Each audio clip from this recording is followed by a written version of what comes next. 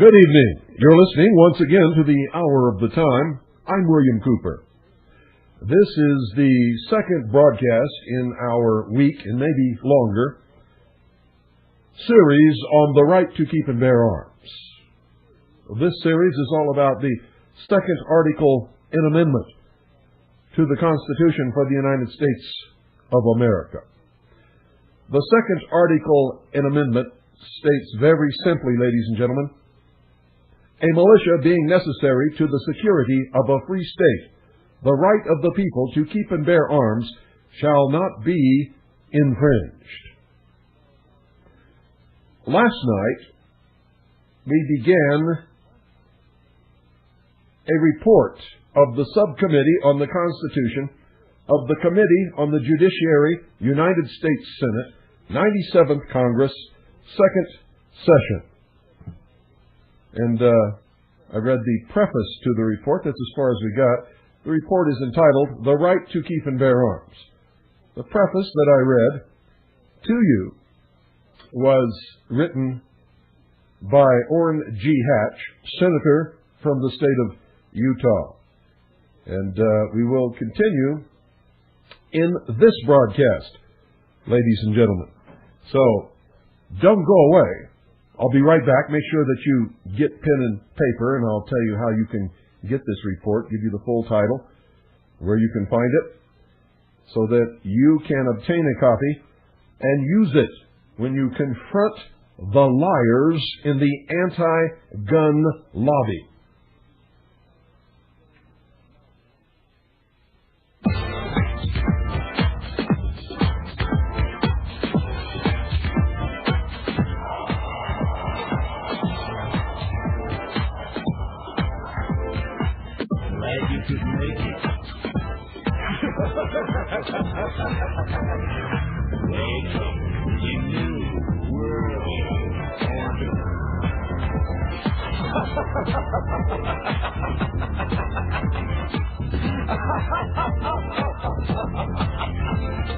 Never in human history has so few taken so much from so many as America's Illuminati and their warlords of Wall Street and Washington.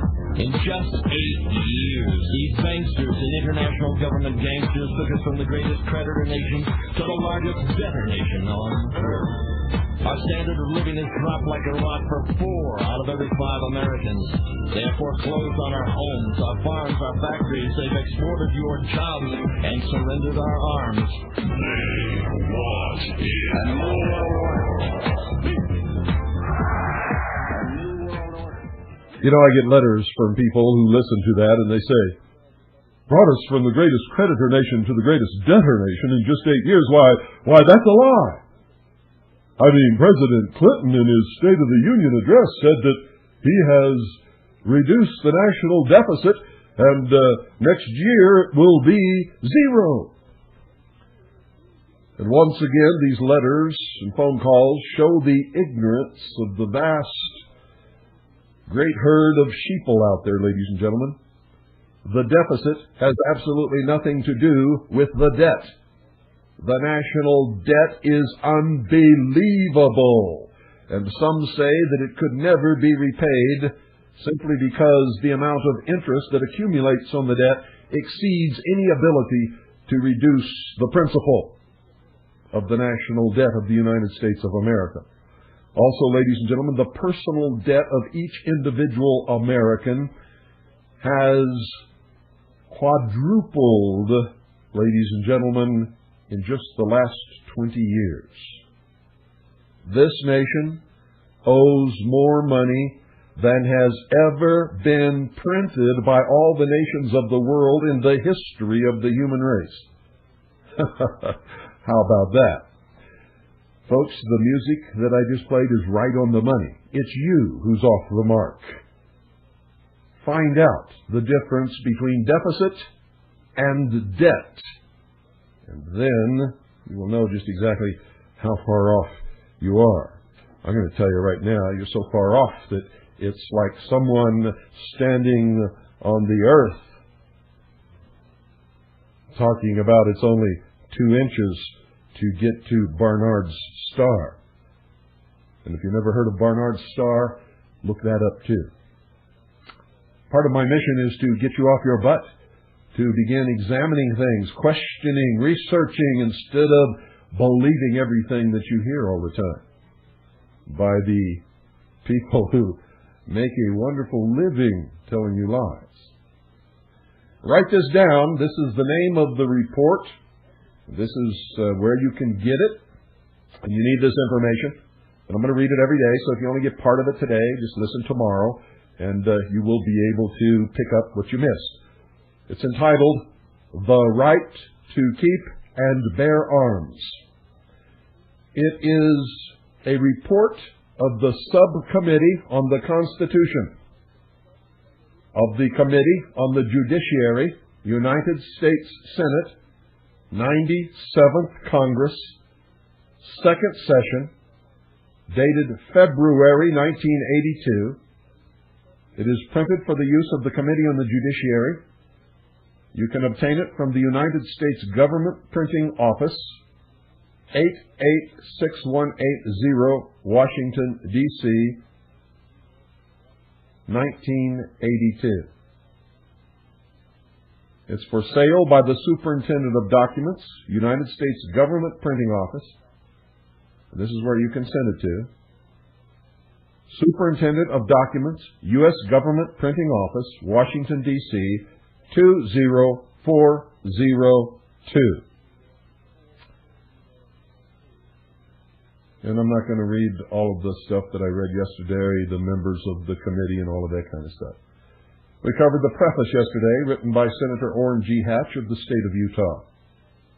And today, we're going to read the preface, of the second half of the preface, which was written by Dennis DeConcini, ranking minority member at that time, Subcommittee on the Constitution from the state of Arizona. He wrote this on January the 20th, 1982. And I quote, "The right to bear arms is a tradition with deep roots in American society. Thomas Jefferson proposed that, quote, no free man shall ever be debarred the use of arms, end quote. And Samuel Adams called for an amendment banning any law, quote, to prevent the people of the United States who are peaceable citizens from keeping their own arms, end quote. The Constitution of the state of Arizona, my state, for example, recognizes the, quote, right of an individual citizen to bear arms in defense of himself or the state, end quote. Even though the tradition has deep roots, its application to modern America is the subject of intense controversy. Indeed, it is a controversy into which the Congress is beginning, once again, to immerse itself. I have personally been disappointed that so important an issue should have generally been so thinly researched and so minimally debated both in Congress and the courts. Our Supreme Court has but once touched on its meaning at the federal level, and that decision, now nearly a half-century old, is so ambiguous that any school of thought can find some support in it. All Supreme Court decisions on the Second Amendment's application to the states came in the last century, when constitutional law was far different than it is today. As ranking minority member of the Subcommittee on the Constitution, I, therefore, welcome the effort which led to this report, a report based not only upon the independent research of the subcommittee staff, but also upon full and fair presentation of the cases by all interested groups and individual scholars. I personally believe that it is necessary for the Congress to amend the Gun Control Act of 1968.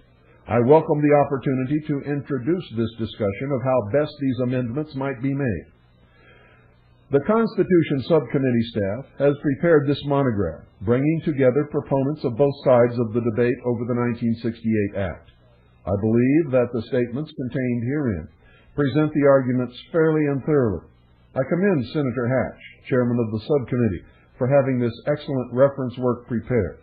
I am sure that it will be of great assistance to the Congress as it debates the Second Amendment and considers legislation to amend the Gun Control Act.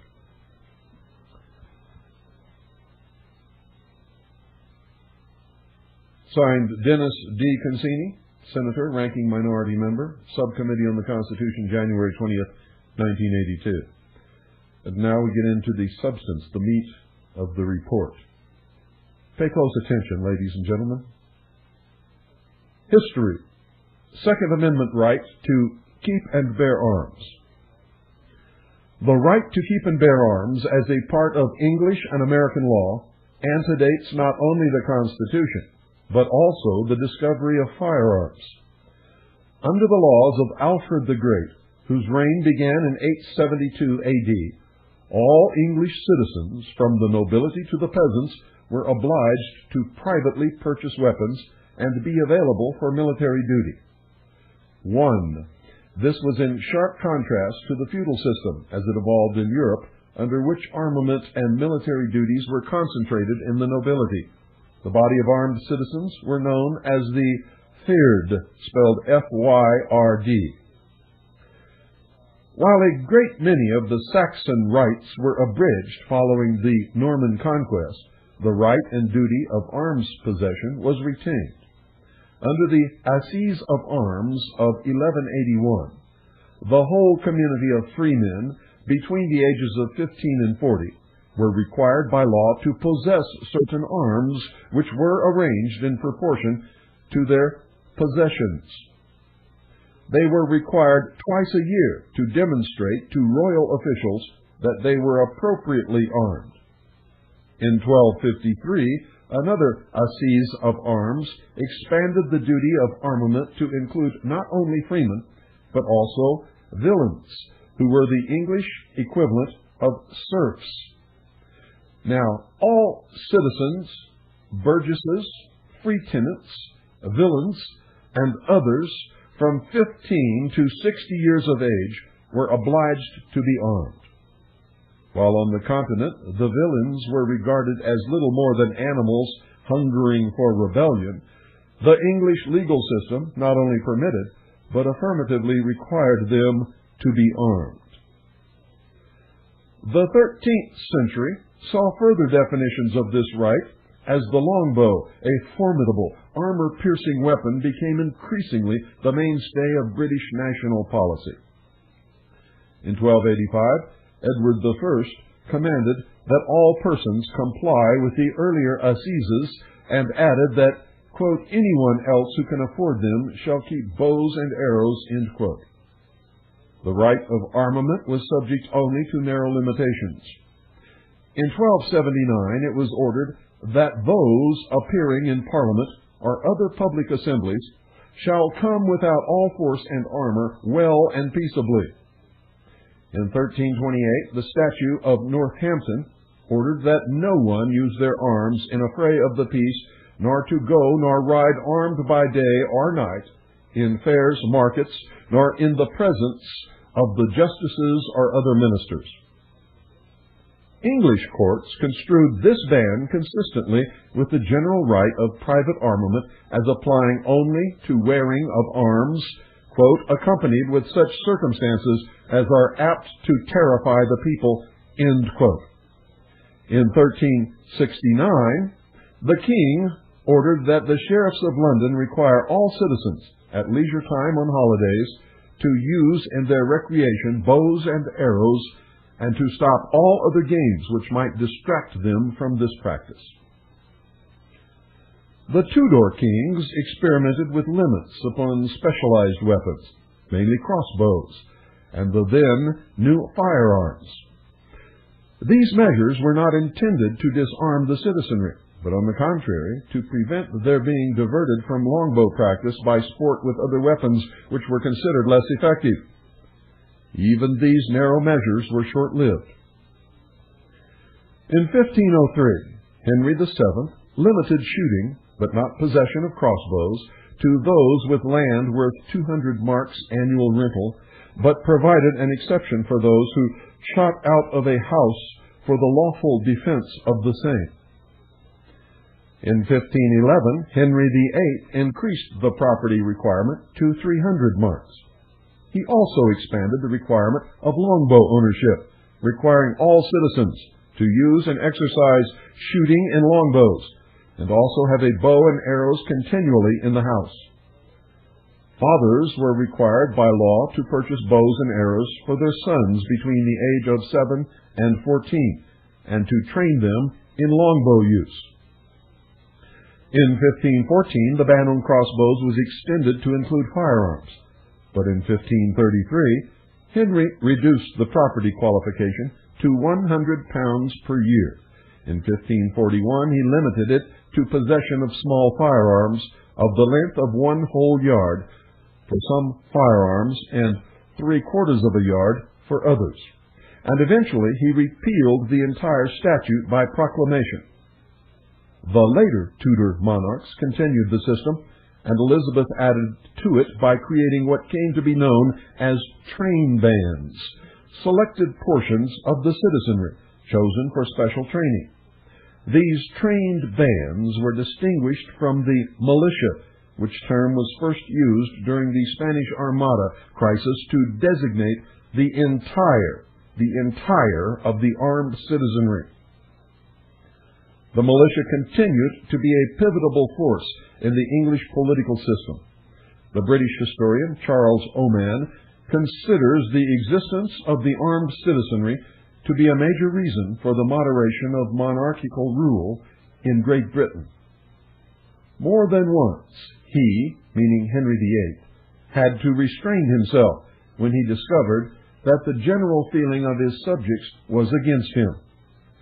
His gentlemen pensioners and his yeomen of the guard were but a handful, and bills or bows were in every farm and cottage. When civil war broke out in 1642, the critical issue was whether the king or parliament had the right to control the militia. The aftermath of the Civil War saw England in temporary control of a military government which repeatedly dissolved Parliament,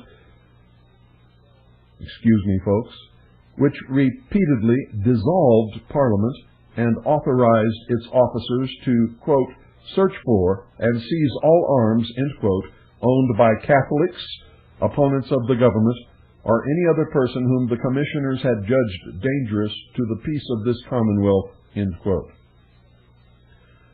The military government ended with the restoration of Charles II. Charles, in turn, opened his reign with a variety of repressive legislation, expanding the definition of treason, establishing press censorship, and ordering his supporters to form their own troops. Quote, the officers to be numerous, disaffected persons watched and not allowed to assemble, and their arms seized, end quote. In 1662, a Militia Act was enacted, empowering officials to search for and seize all arms in the custody or possession of any person or persons whom the said lieutenants or any 2 or more of their deputies shall judge dangerous to the peace of the kingdom. Gunsmiths were ordered to deliver to the government lists of all purchasers. These confiscations were continued under James II, who directed them particularly against the Irish population. Quote, although the country was infested by predatory bands, a Protestant gentleman could scarcely obtain permission to keep a brace of pistols. In 1668, the government of James was overturned in a peaceful uprising which came to be known as, quote, the Glorious Revolution, end quote. Parliament resolved that James had abdicated and promulgated a Declaration of Rights later enacted as the Bill of Rights. Before coronation, his successor, William of Orange, was required to swear to respect these rights. The debates in the House of Commons over this Declaration of Rights focused largely upon the disarmament under the 1662 Militia Act. One member complained that, quote, an act of Parliament was made to disarm all Englishmen, who the lieutenant should suspect by day or night, by force or otherwise. This was done in Ireland for the sake of putting arms into Irish hands, end quote.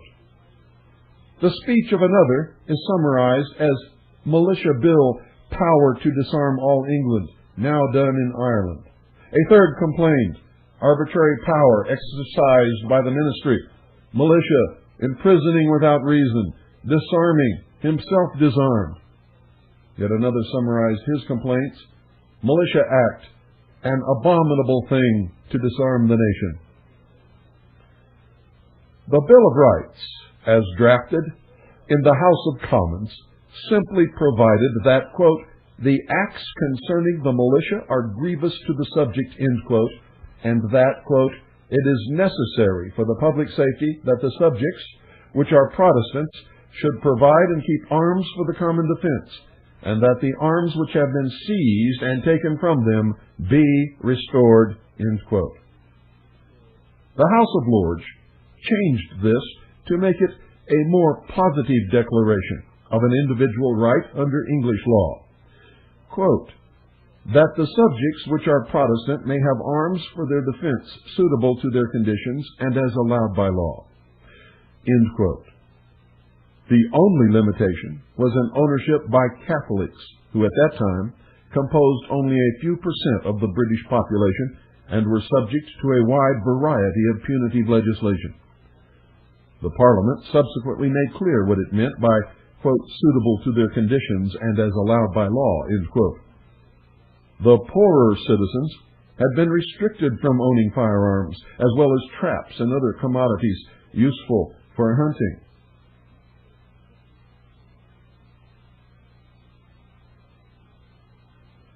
By the 1671 Game Act.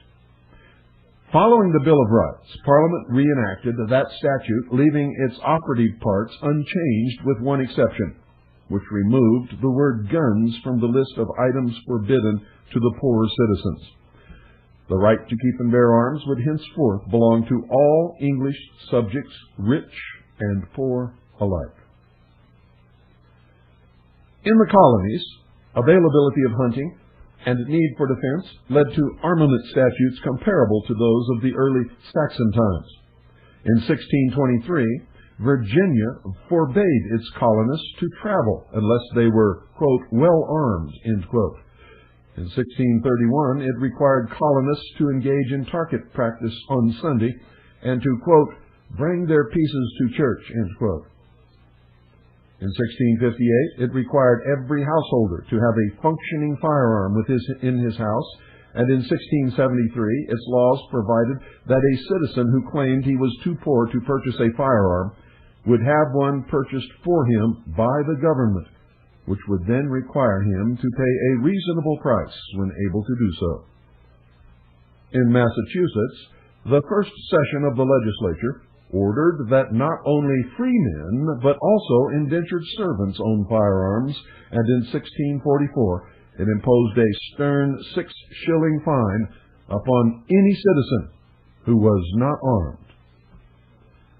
When the British government began to increase its military presence in the colonies in the mid-18th century, Massachusetts responded by calling upon its citizens to arm themselves in defense.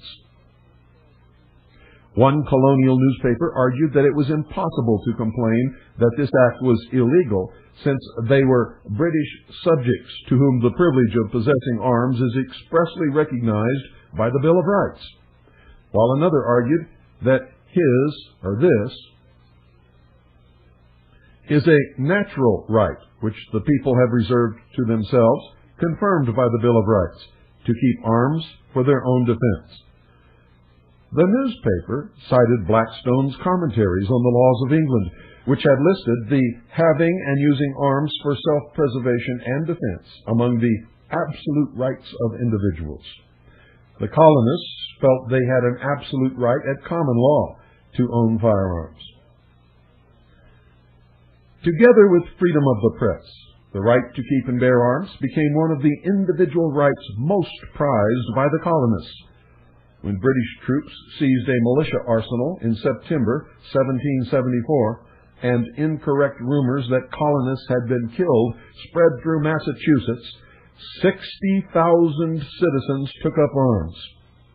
A few months later, when Patrick Henry delivered his famed, quote, "Give me liberty or give me death," end quote, speech, he spoke in support of a proposition that a well-regulated militia composed of gentlemen and freemen is the natural strength and only security of a free government.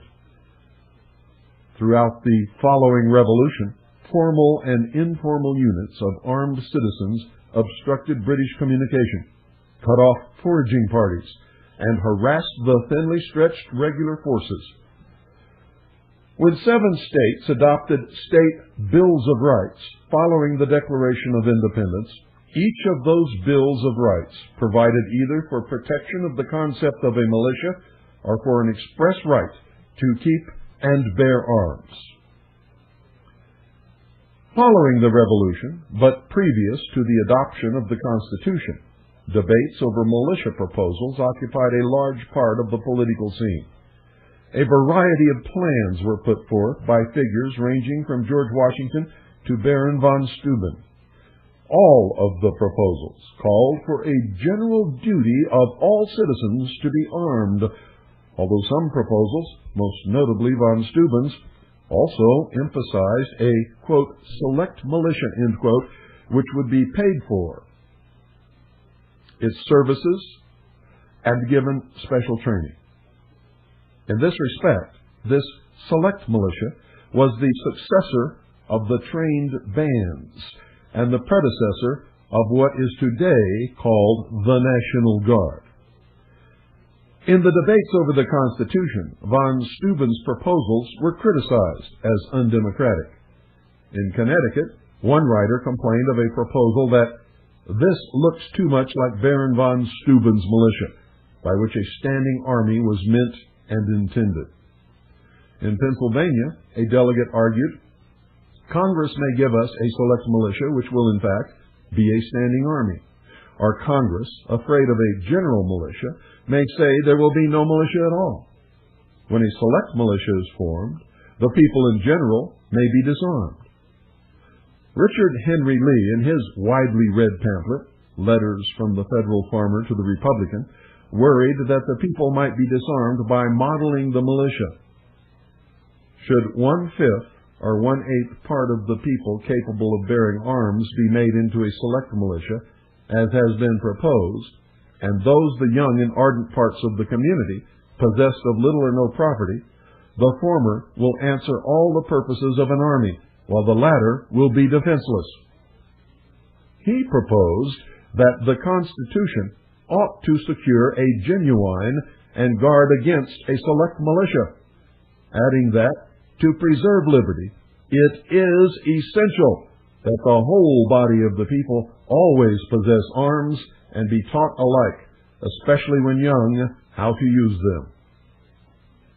Suspicion of select militia units expressed in these passages is a clear indication that the framers of the Constitution did not seek to guarantee a state right to maintain formed groups similar to the National Guard, but rather to protect the right of individual citizens to keep and bear arms.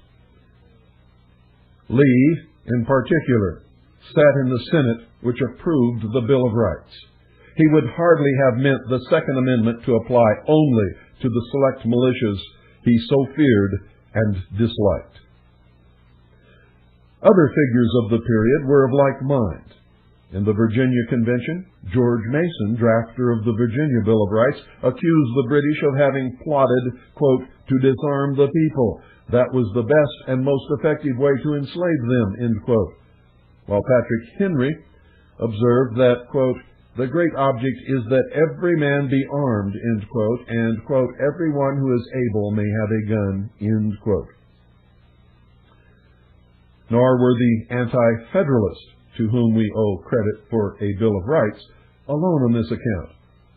Federalist arguments also provide a source of support for an individual rights view. Their arguments in favor of the proposed Constitution also relied heavily upon universal armament. The proposed Constitution had been heavily criticized for its failure to ban or even limit standing armies. Unable to deny this omission, the Constitution's supporters frequently argued to the people that the universal armament of Americans made such limitations unnecessary. A pamphlet written by Noah Webster aimed at swaying Pennsylvania toward ratification observed the following, quote, before a standing army can rule, the people must be disarmed, as they are in almost every kingdom in Europe.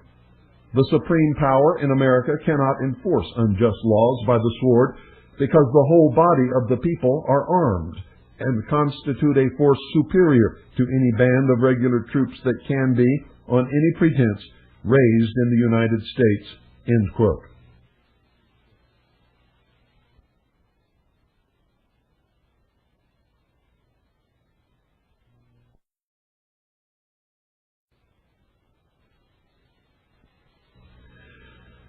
In the Massachusetts Convention, Sedgwick echoed the same thought, rhetorically asking if an oppressive army could be formed, or if raised, whether they could subdue a nation of free men who know how to prize liberty and who have arms in their hands. In Federalist Paper 46, James Madison, later author of the Second Amendment, mentioned, quote, the advantage of being armed which the Americans possess over the people of all other countries, end quote, and that, quote, notwithstanding the military establishments in the several kingdoms of Europe, which are carried as far as the public resources will bear, the governments are afraid to trust the people with arms, end quote. A third and even more compelling case for an individual rights perspective on the Second Amendment comes from the state demands for a Bill of Rights. Numerous state ratifications called for adoption of a Bill of Rights as a part of the Constitution. The first such call came from a group of Pennsylvania delegates. Their proposals, which were not adopted but had a critical effect on future debates, proposed, among other rights, that, quote, the people have a right to bear arms for the defense of themselves and their own state or the United States, or for the purpose of killing game, and no law shall be passed for disarming the people or any of them, unless for crimes committed or a real danger of public injury from individuals, end quote. In Massachusetts, Sam Adams unsuccessfully pushed for a ratification conditioned on adoption of a Bill of Rights, beginning with a guarantee, quote, that the said Constitution shall never be construed to authorize Congress to infringe the just liberty of the press or the rights of conscience, or to prevent the people of the United States who are peaceable citizens from keeping their own arms, end quote. When New Hampshire gave the Constitution the 9th vote needed for its passing into effect, it called for adoption of a Bill of Rights, which included the provision, quote, Congress shall never disarm any citizen unless such as are or have been in actual rebellion, end quote. Virginia and North Carolina thereafter called for a provision, quote, that the people have the right to keep and bear arms, that a well-regulated militia composed of the body of the people trained to arms is the proper, natural, and safe defense of a free state, end quote. When the first Congress convened for the purpose of drafting a Bill of Rights, it delegated the task to James Madison. Madison did not write upon a blank tablet. Instead, he obtained a pamphlet listing the state proposals for a Bill of Rights and sought to produce a briefer version incorporating all the vital proposals of these. His purpose was to incorporate, not distinguish by technical changes, proposals such as that of the Pennsylvania minority, Sam Adams, and the New Hampshire delegates. Madison proposed, among other rights, that, quote, "The right of the people to keep and bear arms shall not be infringed, a well-armed and well-regulated militia being the best security of a free country, but no person religiously scrupulous of bearing arms shall be compelled to render military service in person," end quote. In the House, this was initially modified so that the militia clause came before the proposal recognizing the right. The proposals for the Bill of Rights were then trimmed in the interests of brevity. The conscientious objector clause was removed following objections by Elbridge Gerry, who complained that future Congresses might abuse the exemption for the scrupulous to excuse everyone from military service. The proposal finally passed the House in its present form, quote, "A well-regulated militia being necessary to the security of a free state, the right of the people to keep and bear arms shall not be infringed," end quote. In this form, it was submitted into the Senate, which passed it the following day. The Senate, in the process, indicated its intent that the right be an individual one, for private purposes, by rejecting an amendment which would have limited the keeping and bearing of arms to bearing, quote, "for the common defense," end quote.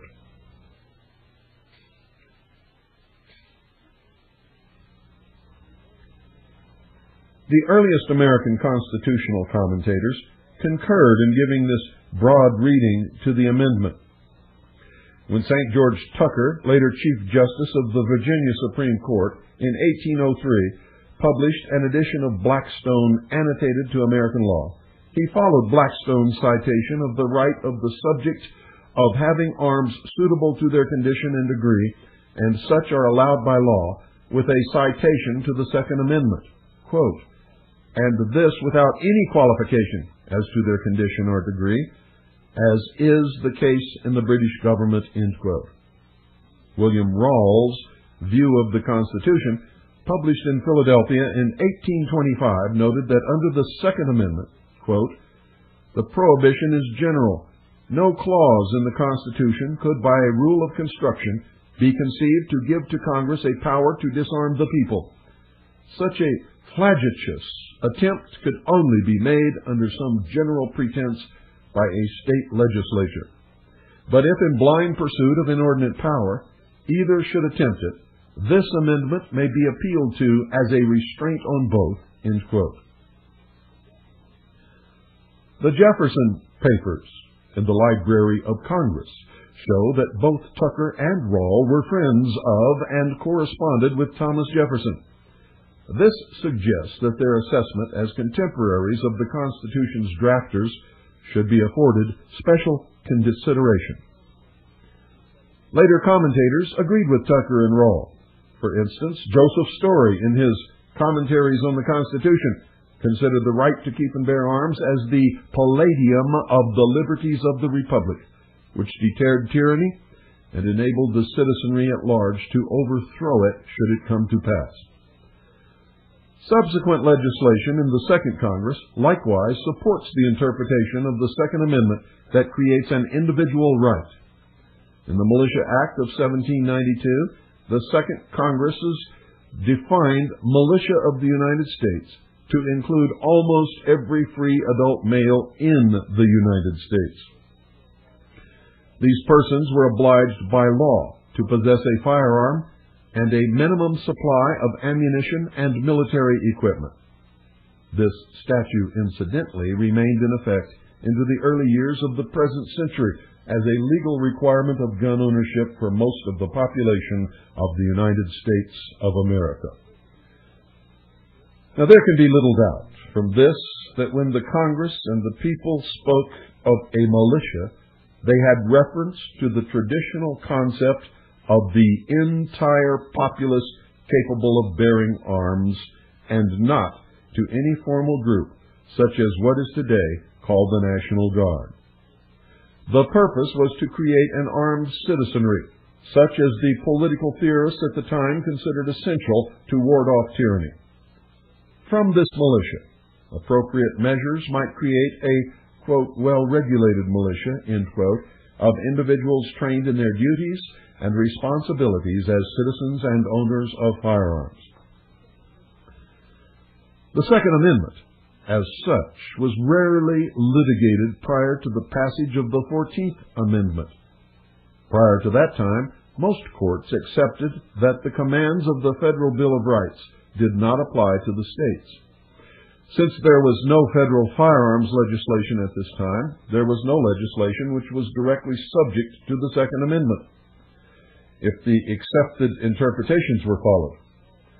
However, a broad variety of state legislation was struck down under state guarantees of the right to keep and bear arms, and even in a few cases under the Second Amendment when it came before courts which considered the federal protections applicable to the states. Kentucky, in 1813, enacted the first carrying concealed weapon statute in the United States. In 1822, the Kentucky Court of Appeals struck down the law as a violation of the state constitutional protection of the right to keep and bear arms.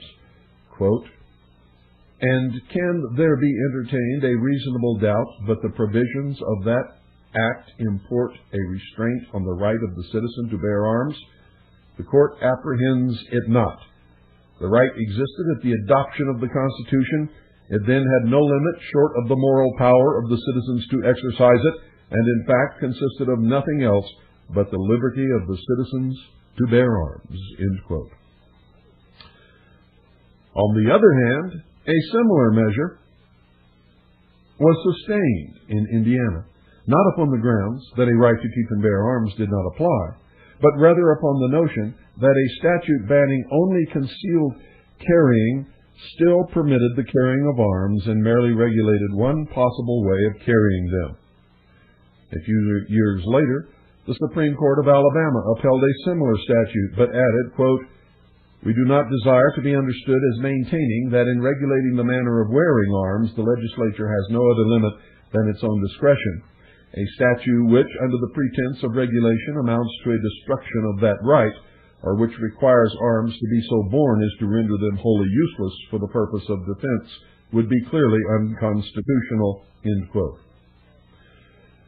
When the Arkansas Supreme Court in 1842 upheld a carrying concealed weapons statute, the Chief Justice explained that the statute would not, quote, "detract anything from the power of the people to defend their free state and the established institutions of the country.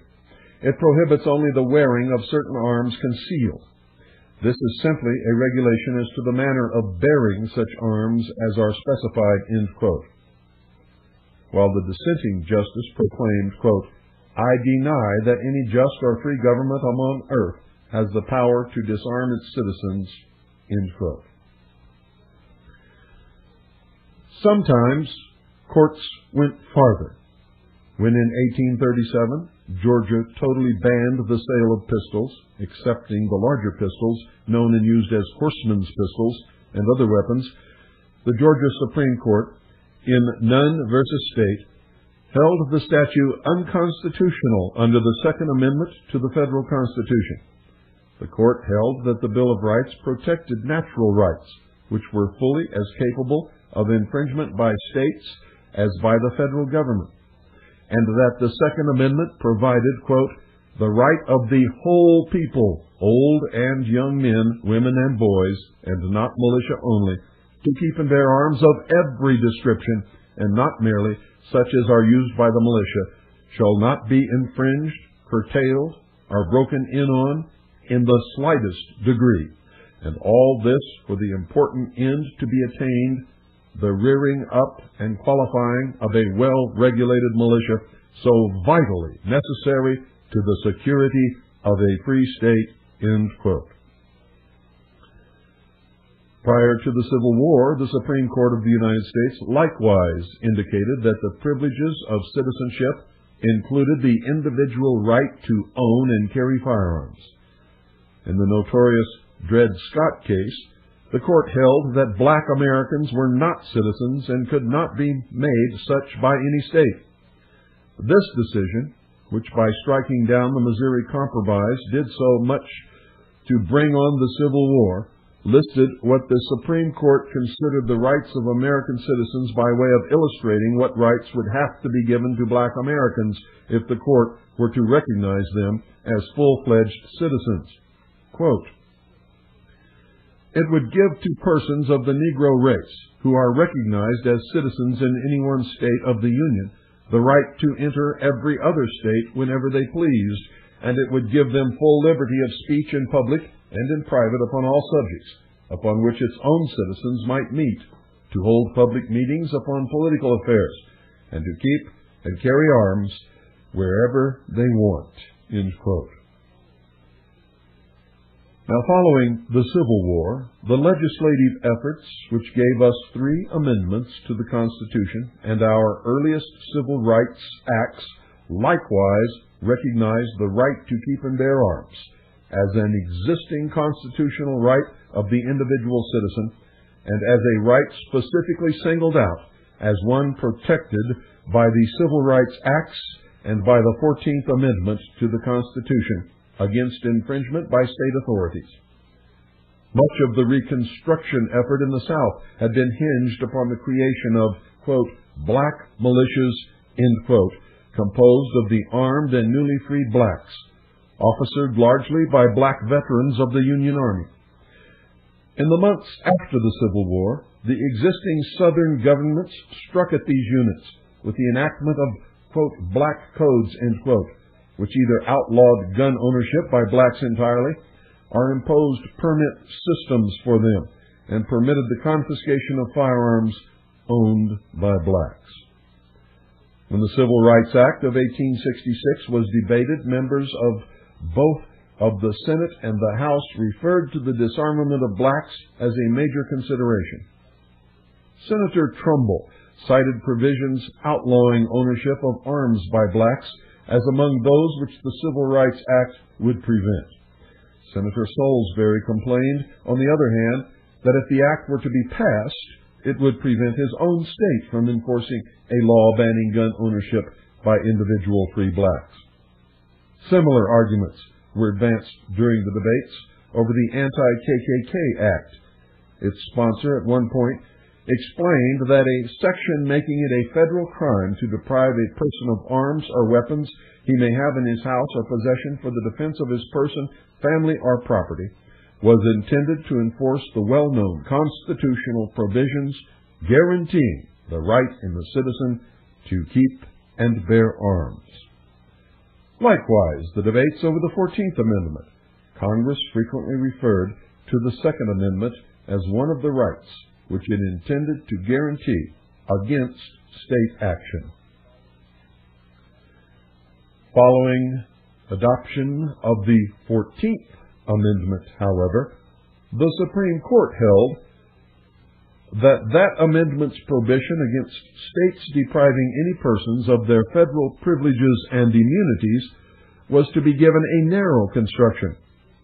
In particular, the privileges and immunities under the Constitution would refer only to those rights which were not felt to exist as a process of natural right, but which were created solely by the Constitution. These might refer to rights such as voting in federal elections and of interstate travel, which would clearly not exist except by virtue of the existence of a federal government and which could not be said to be natural rights. Now this, paradoxically, meant that the rights which most persons would accept as the most important, those flowing from concepts of natural justice, were devalued at the expense of more technical rights. This, when individuals were charged with having deprived black citizens of their right to freedom of assembly and to keep and bear arms by violently breaking up a peaceable assembly of black citizens, the Supreme Court in United States v. Cruikshank held that no indictment could be properly brought, since the right of bearing arms for a lawful purpose is not a right granted by the Constitution. Neither is it in any manner dependent upon that instrument for its existence. Nor, in the view of the court, was the right to peacefully assemble a right protected by the 14th Amendment. The right of the people peaceably to assemble for lawful purposes existed long before the adoption of the Constitution of the United States.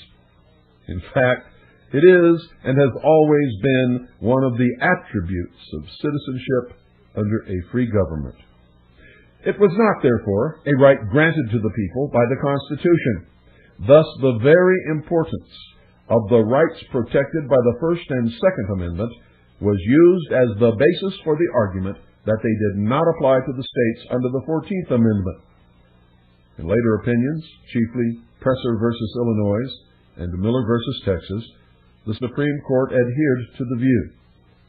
Cruikshank has clearly been superseded by 20th century opinions, which hold that portions of the Bill of Rights, and in particular the right to assembly, with which Cruikshank dealt in addition to the Second Amendment, are binding upon the state governments.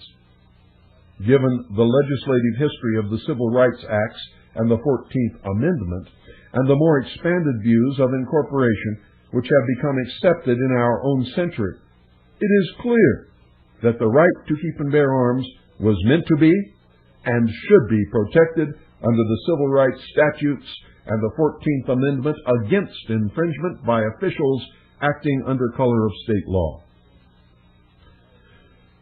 Within our own century, the only occasion upon which the Second Amendment has reached the Supreme Court came in United States v. Miller.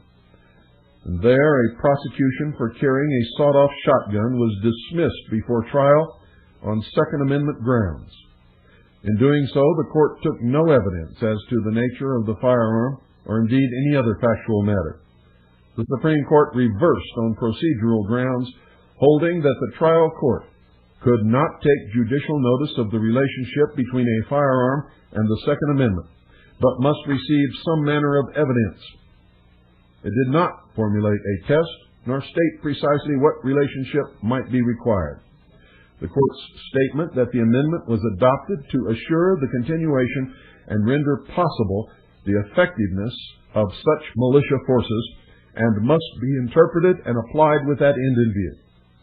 When combined with the court's statement that all constitutional sources show plainly enough that the militia comprised all males physically capable of acting in concert for the common defense.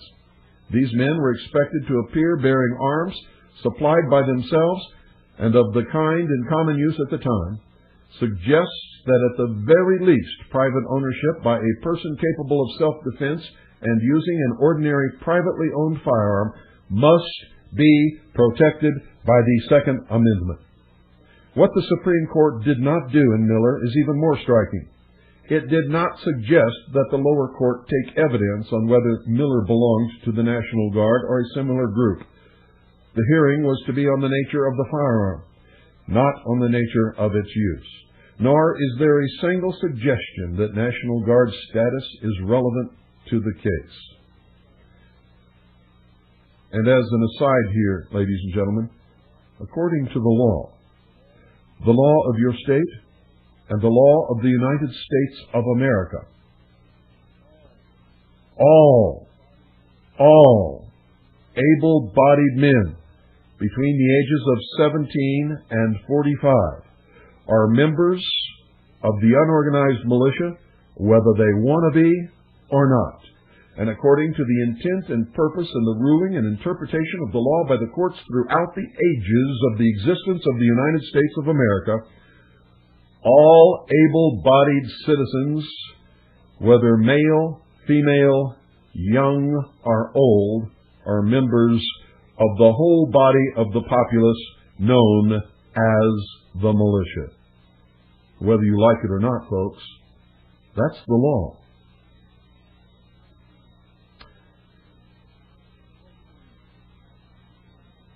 I'm going to end today's reading right here, and we'll pick it up again tomorrow. And we're going to continue with this all week long and possibly all next week long until we have covered everything that there is to cover concerning the right of the people to keep and bear arms. It is one of the most important concepts that was ever recognized in the history of the human race. It is the concept that keeps free people free. It is the enemies of free people who want to ridicule those who call themselves free men, who respect and adhere to the principle that it is not only a right, but a duty of all American citizens to keep and bear arms, and to teach their children the proper use of, maintenance of,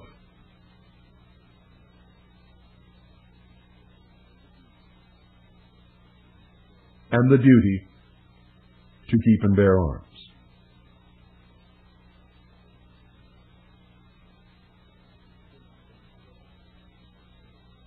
Good night, ladies and gentlemen. Don't forget to tune in tomorrow night for the hour of the time with yours truly, William Cooper.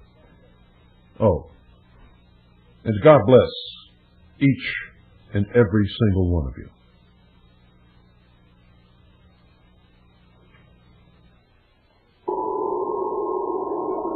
All of a sudden, in the middle of the night, there's a loud knock on your door. Hey, honey, something's not right. Throw out your arms. It's Stonewall Massacre. We're here from the government. We're here to help you. And I'm from the IRS with a power to tax. If you've got a complaint, send us a fax. Get out of this house. Surrender your guns. Give me your gold. You're gonna obey if you want to hold. That's the good stuff and do what you're told.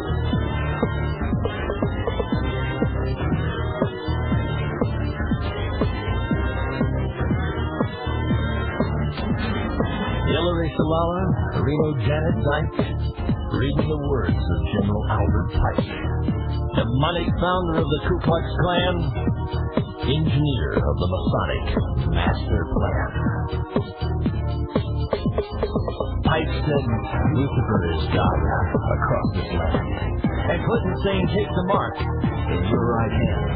While we're all dancing to the drums of a Fourth Reich, Clinton's preparing it for another huge tax hike. Order out of chaos, depression, inflation, create the panic and rape the nation. Crisis creation, incite black and white, program agitation.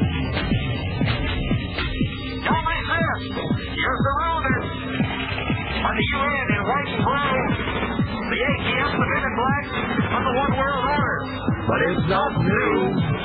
Iron Mountain, computer beasts, and cattle mutilations. Black projects, UFOs, and weird genetic combinations. The Nazi doctors didn't die? Come on, get hip. They came here with the OSS through Operation Paperclip. National ID, debit card? Yeah.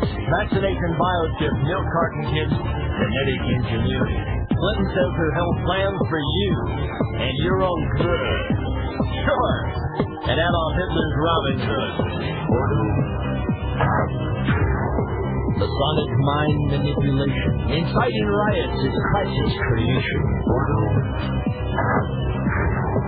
Biochip implantation.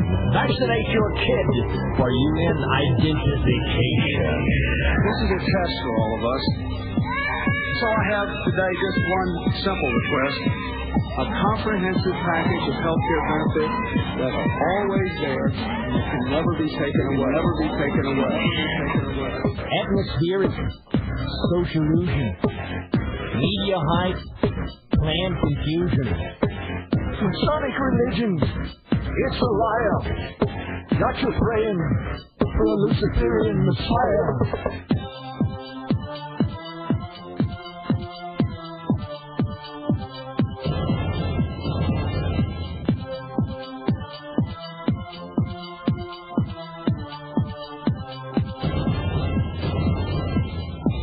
Illuminati thinks that they're enlightened, that they're to be the gods of earth, born of incest from the sons of Satan and their sisters in satanic birth.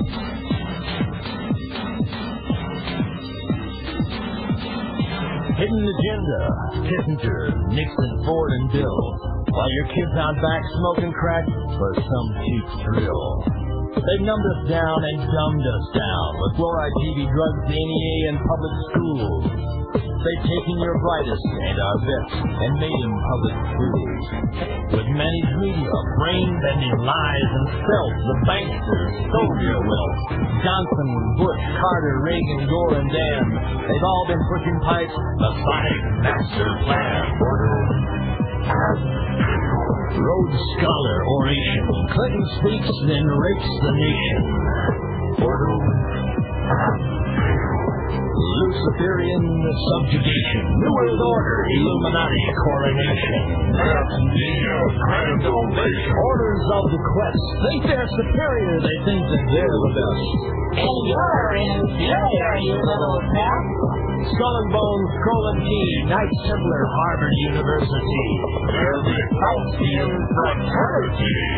Knights of the Golden Circle, Ancient Order of the Rosen Cross, CFR, Albatross. Both parties, Rockefeller's bomb. MK Ultra, ISA, from the OSS to the CIA. Mass murder is the game they play. Galileo, NASA, Jupiter, Plutonium 2000, Dual Sun. They'll call it Lucifer or fun. Pyramid Giza, Hitler called it the Luciferian Millennium. 1,000 points of light. Rome, Thunderdome, Isaac Park, Lucas Truck. If you enlist, y'all go back. Wake up, stupid, and read the scoop. Mullen, Sutton, Driven, and tune in to Truth. Bohemian Grove, Beverly Hall, Lord Betrayer, they want it all. Yeah, they want it all. Kissinger, Gingrich, Army, Buckley, Dole, New World Order, authoritarian control. Perfect. That's their role.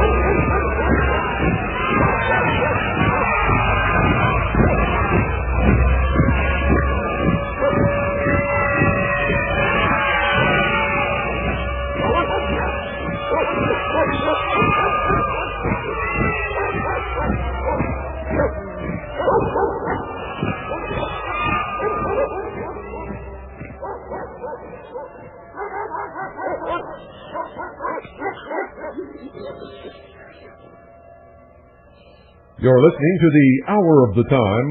I'm William Cooper. Ladies and gentlemen, make sure you have pen and paper handy.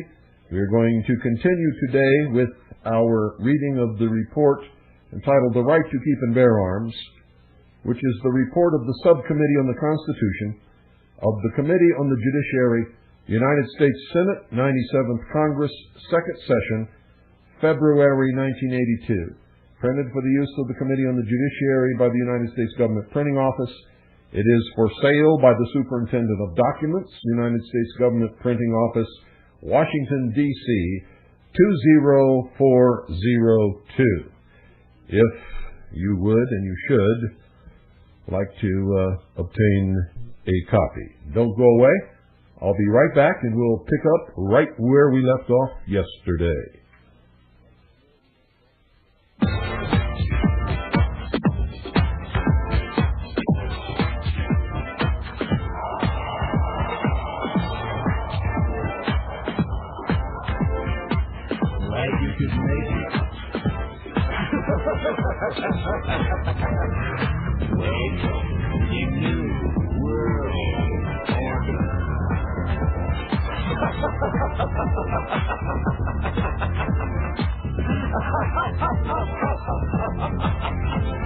Never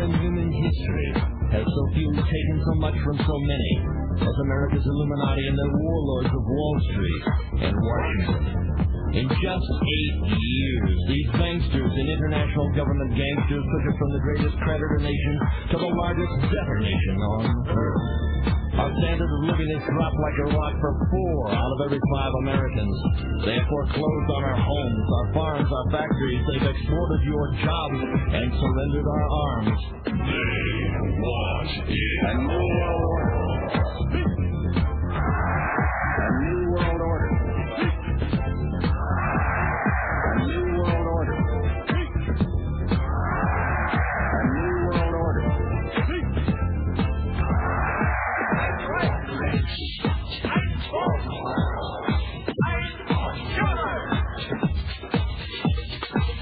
The Illuminati wants you to be a slave from birth to grave. The banksters own the Federal Reserve. It's private. They own it. It's neither federal nor a reserve. The Cashes make that fiat funny money stuff you call dollars for 2 pennies. They lend it back to us at full face value, then charge you interest. You get the debt. They get the interest. They get the gold. You get the shell. They want it A new world order. A new world order. A new world order.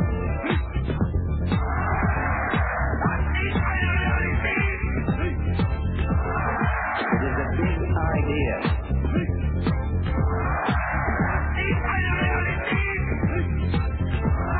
It is a big idea.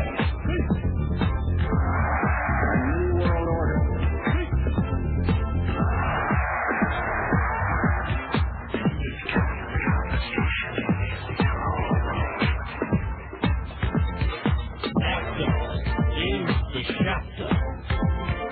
Illuminati, 1994.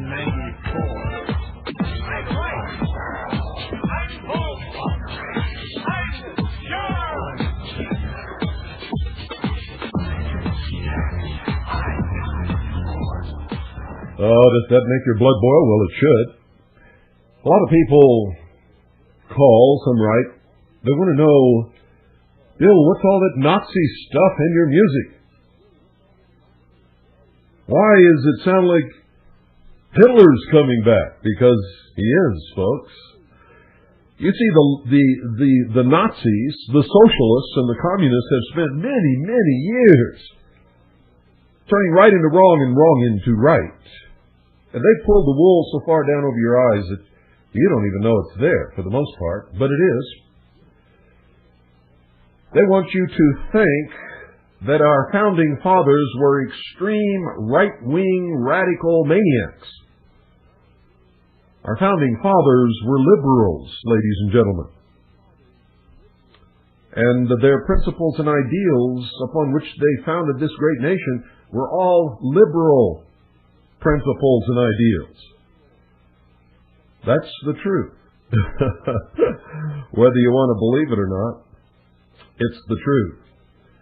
So not only are patriots and the militia members and real Americans who adhere to those principles and ideals not extreme right-wing, they're not even close to being in the camp with Hitler or all of those people. You see, the people who are in charge now and who are destroying this nation from within, and literally every nation on the face of this earth, are socialists. Devout socialists, I might add. And they want you to believe that Hitler was somehow extreme right-wing, somewhere in the camp with the founding fathers. And it's just not true. It won't wash at all. You see, Hitler was a socialist. Nazi literally means National Socialist German Workers' Party. That's what it means. Hitler socialized Germany. Oh yeah, it's true. And that's what Clinton wants to do. And that's why things in this country are beginning to look more and more like Nazi Germany all the time. And if they have their way, oh yes, All the stuff that Hitler did is going to be repeated in spades. And you're all going to wonder what happened. Because while you weren't looking, they convinced you that all that stuff is right and you should be looking forward to it.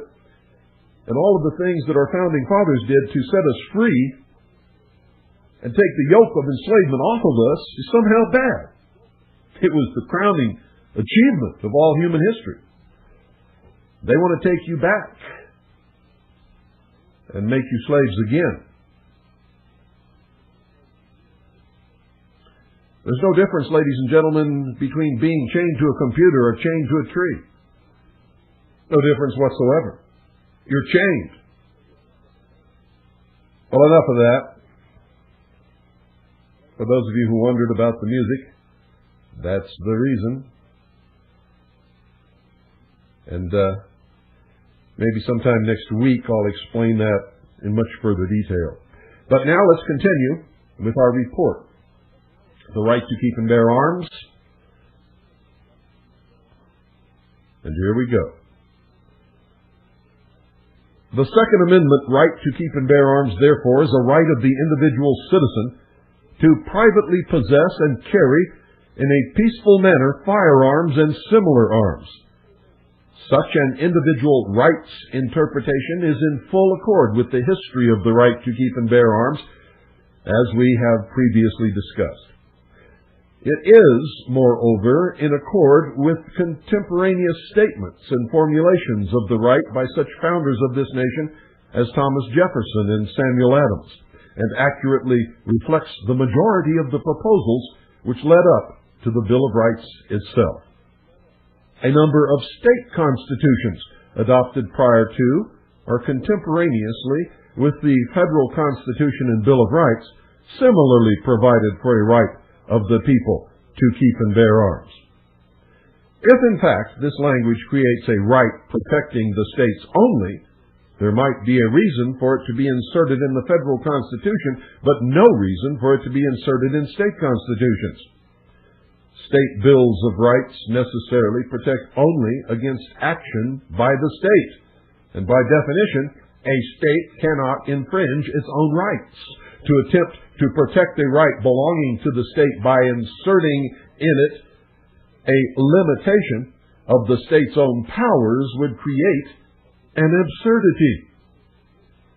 The fact that the contemporaries of the framers did insert these words into several state constitutions would indicate clearly that they viewed the right as belonging to the individual citizen, thereby making it a right which could be infringed either by state or federal government, and which must be protected against infringement by both. And that, of course, was the intent of the second article in amendment, to give the people a power greater than that possessed by the state.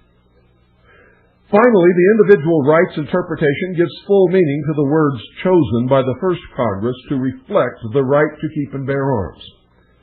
The framers of the Bill of Rights consistently use the words right of the people to reflect individual rights, as when these words were used to recognize the right of the people to peaceably assemble, and the right of the people against unreasonable searches and seizures.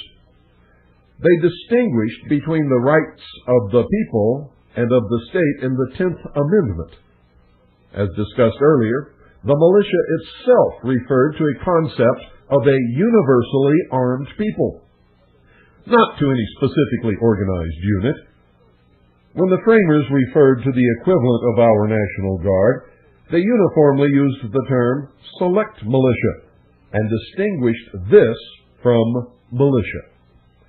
Indeed, the debates over the Constitution constantly referred to organized militia units as a threat to freedom comparable to that of a standing army, and stressed that such organized units did not constitute, and indeed were philosophically opposed to, the concept of a militia.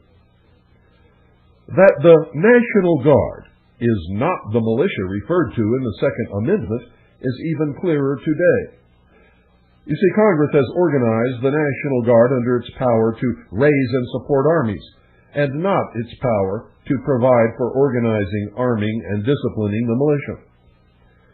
This Congress chose to do in the interests of organizing reserve military units which were not limited in deployment by the structures of our power over the constitutional militia, which can be called forth only, quote, to execute the laws of the Union, suppress insurrections, and repel invasions, end quote. The modern National Guard was specifically intended to avoid status as the constitutional militia, a distinction recognized by 10 United States Code, Section 311, small a. The conclusion is thus inescapable that the history, concept, and wording of the Second Amendment to the Constitution of the United States, as well as its interpretation by every major commentator and court in the first half-century after its ratification, indicates that what is protected as an individual right of a private citizen to own and carry firearms in a peaceful manner. And here is the case law, ladies and gentlemen. The United States Supreme Court has only 3 times commented upon the meaning of the Second Amendment to our Constitution. The first comment, in Dred Scott, indicated strongly that the right to keep and bear arms was an individual right. The court noted that were it to hold free blacks to be entitled to equality of citizenship, they would be entitled to keep and carry arms wherever they went.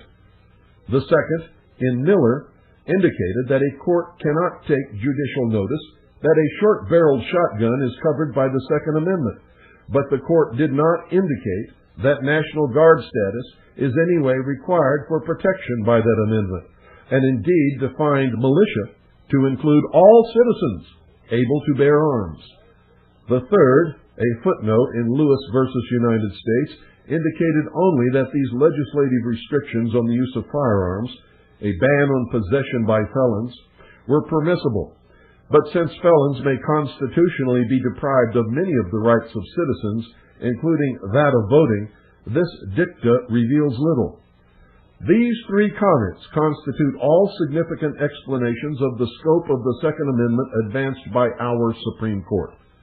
The case of Adam versus Williams has been cited as contrary to the principle that the Second Amendment is an individual right. In fact, that reading of the opinion comes only in Justice Douglas's dissent from the majority ruling of the court, and in no way constitutes a ruling of the Supreme Court. The appendix, which follows, represents a listing of 21 American decisions spanning the period from 1822 to 1981, which have analyzed right to keep and bear arms provisions in the light of statutes ranging from complete bans on handgun sales to bans on carrying of weapons to regulation of carrying by permit systems. Those decisions not only explained the nature of such a right, but also struck down legislative restrictions as violative of it and are designated by asterisks.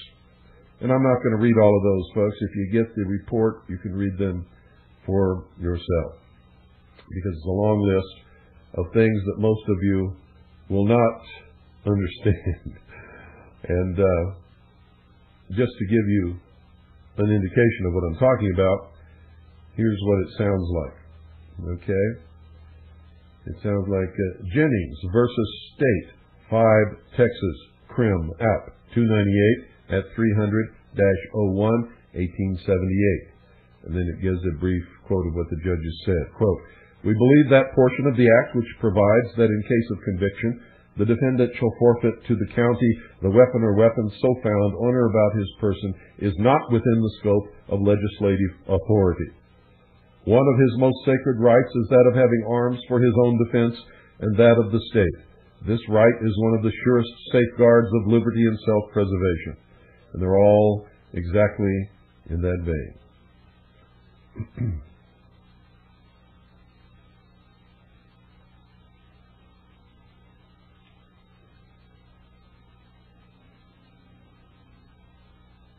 Now for the last portion of the report. If I can find it. Here we go. Here we go. Coming up.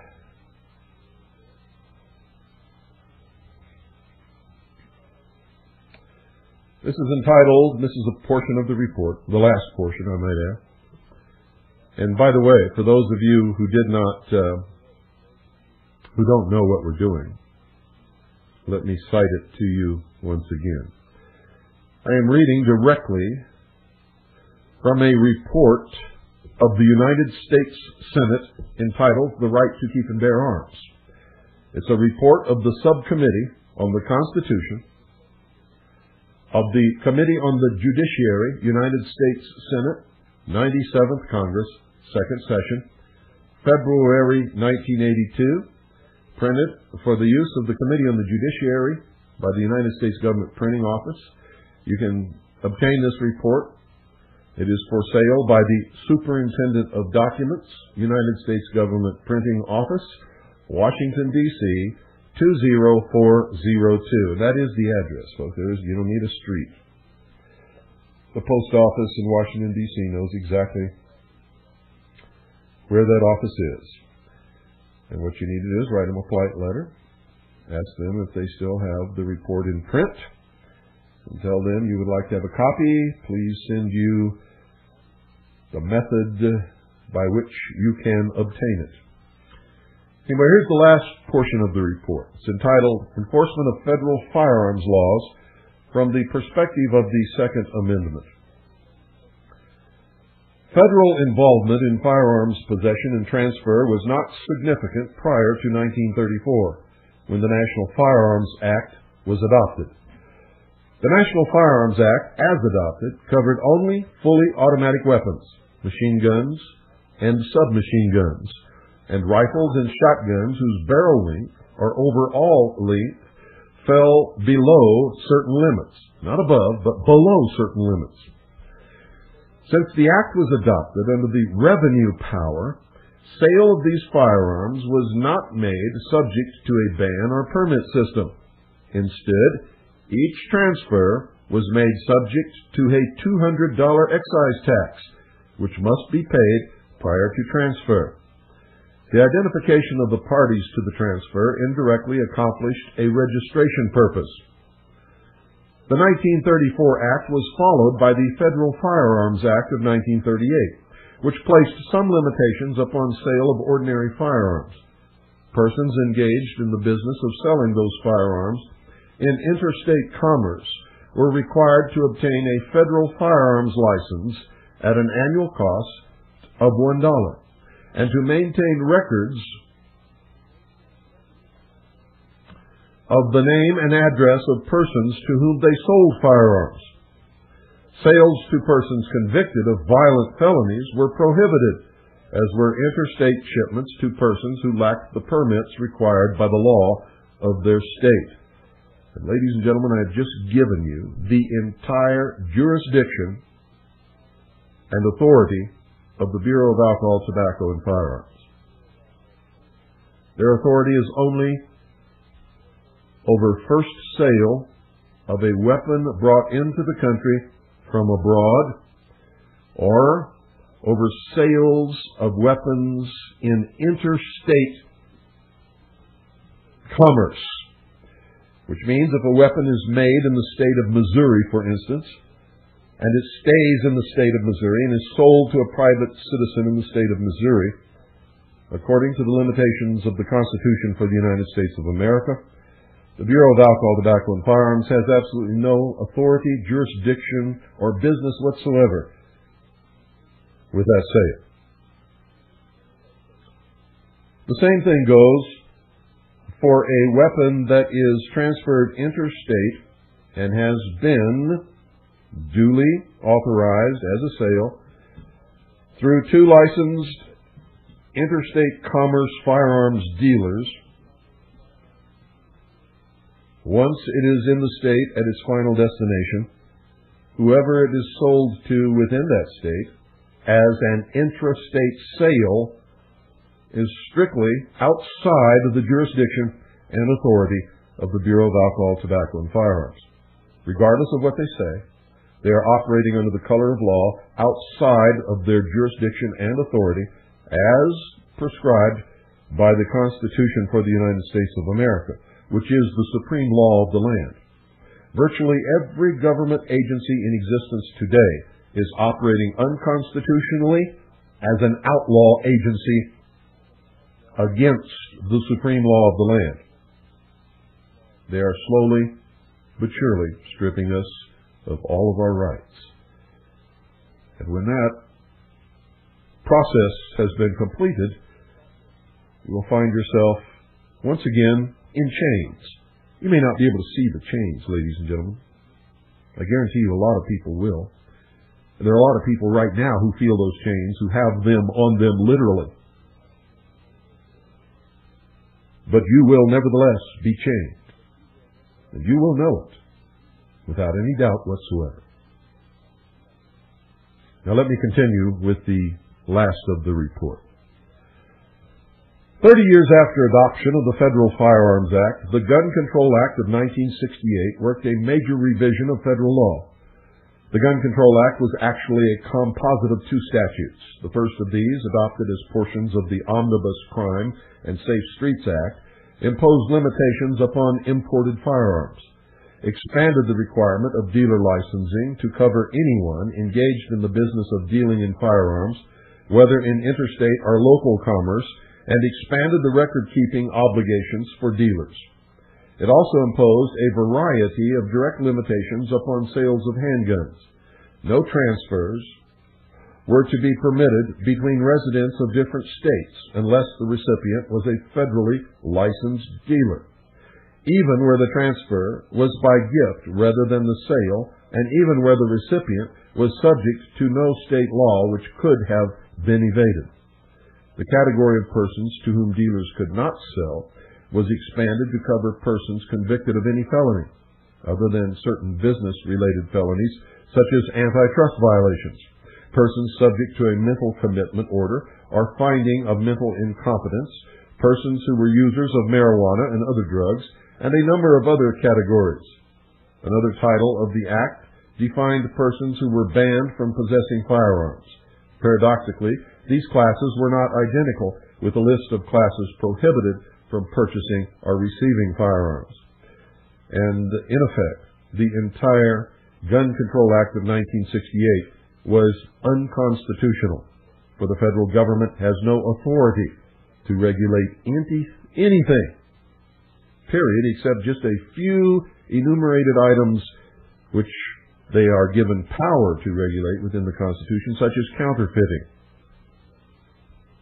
and just a very few other things, but nothing else, ladies and gentlemen. Their authority stops when interstate commerce stops. Their authority is only concerned with, and their jurisdiction lies only with, interstate or international commerce. That's why this radio station is broadcasting. It is an intrastate, that means within the state, non-commercial station. If you hear commercials on this station, they're old, what are called collectors' commercials, and they're played strictly for your entertainment. They're not played to sell you anything whatsoever, and everybody who listens to this station knows it. It is a non-profit, community service station. We are not paid for any commercials. We do not run any commercials. What you may hear that sounds like commercials are old collector's items played for your amusement and entertainment. Nobody pays us to play them. We don't have any interest in anything. We don't pay for programming. We don't get payment for programming. This station is completely operated by the Independence Foundation Trust as a charity. It is a charitable trust established by my family in order to give back to the community and to the nation that which we have received.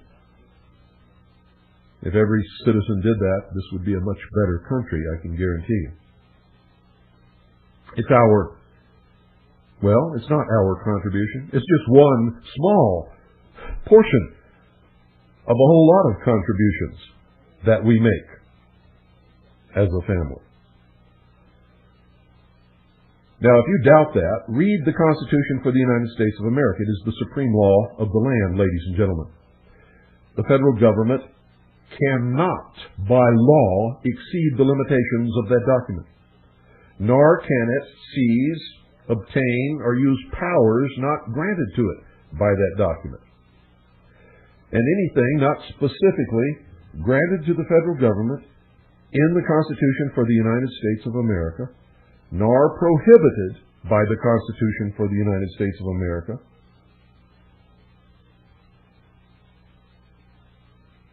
is retained by the state and by the people. If the state fails to utilize that power or to prohibit it from the people, then all of those powers rest solidly in the hands of the individual people of the United States of America. I hope you'll all take me up on it. Just in a couple of weeks, we're going to start reading and studying the Constitution on the air. And I hope you're ready for that, because that's really going to open your eyes. You see, if the government is defined within that document and limited by the restrictions of the document and limited to only those powers given to the federal government by the document, when we get into this document, known as the Constitution for the United States of America, those of you who have never read it or studied it before are going to be aghast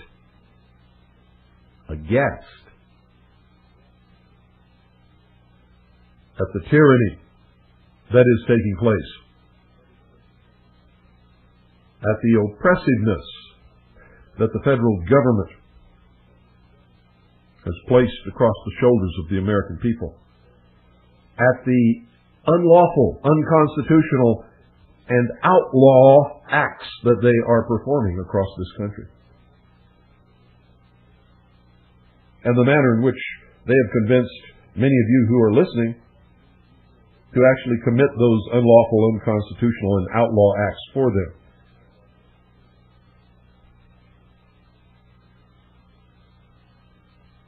Like Mr. Nuttall at Apache Title, and many others, I might add. Taco Bell found out. They tried to carry out the dictates of the Internal Revenue Service and demanded that an employee furnish a Social Security number.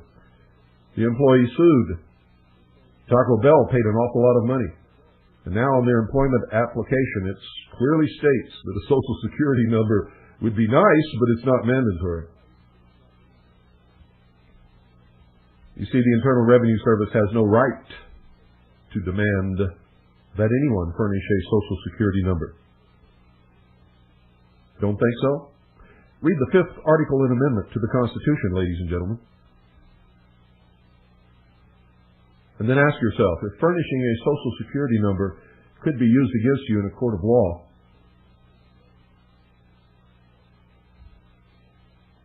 if that is not testifying against yourself. Also ask yourself that about filing a 1040. It's true, folks, and the Supreme Court has ruled.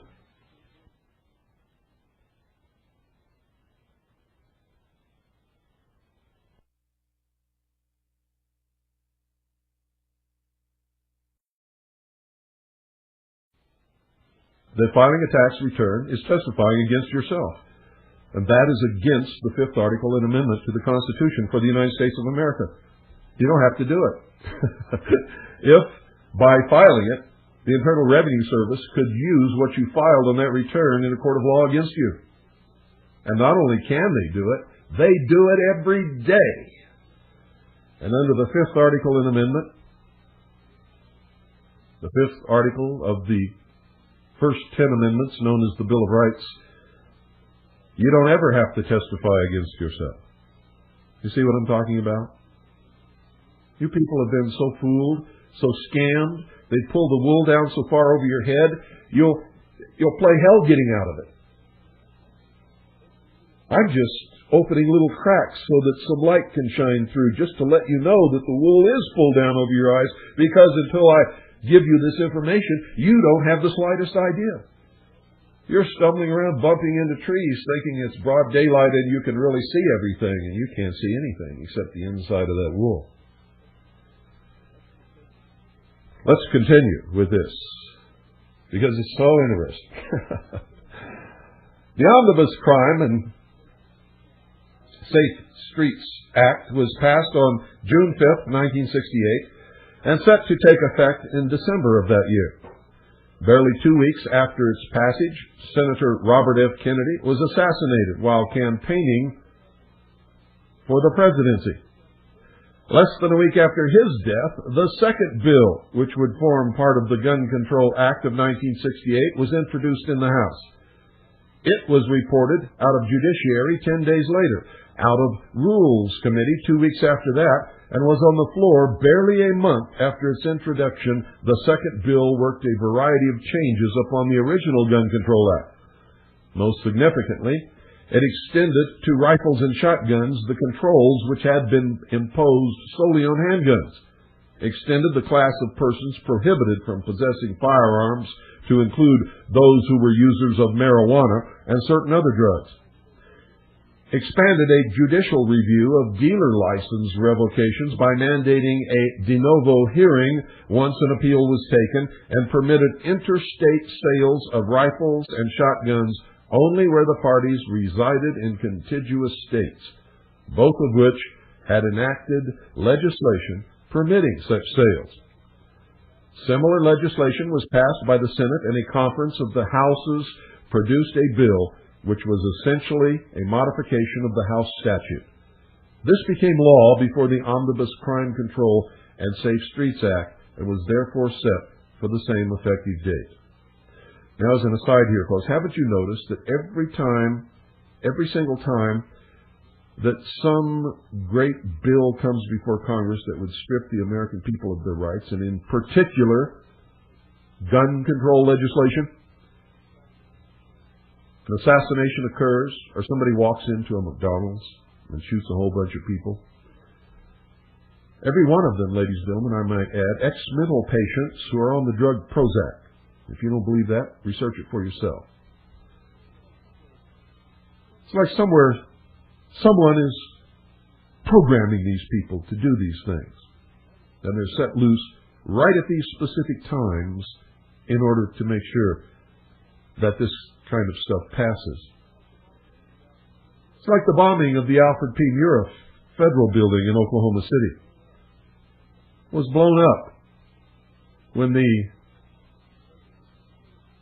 President's counterterrorism bill stalled in Congress and wasn't going anywhere.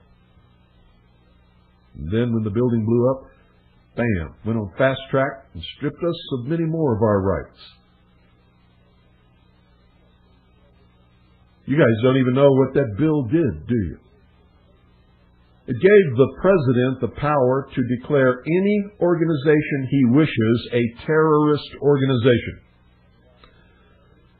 without any evidence, without any charges being filed, without being tried and convicted of anything. And anyone who belongs to those organizations that he declares to be terrorist organizations can be arrested without charges, held without the right of habeas corpus for any amount of time, without trial, without ever being convicted, or sentenced forever if the President wants to. How about that? You didn't even know that, did you? Well, Hitler did the same thing. Had the same power, and a lot more. And before it's over, this government's going to have a lot more power too, unless you people get wise and stop giving it to them. You think, oh, it doesn't matter because it's never going to affect me because I don't do anything wrong? That's baloney, folks. There's so many laws on the books right now that every single citizen in this country every day breaks some law that he or she does not even know exists. And every day they're passing more and more laws, all the time.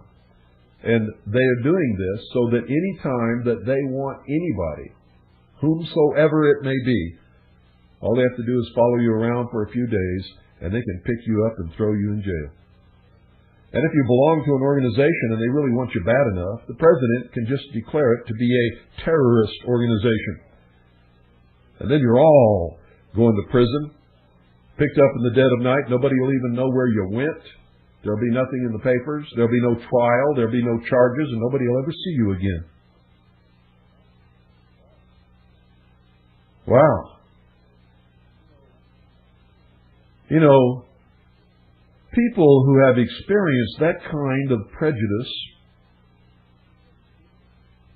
and persecution in the history of their organization should be very concerned about these things. I'm talking about people like those who belong to the Mormon Church. I'm talking about Catholics and Jews.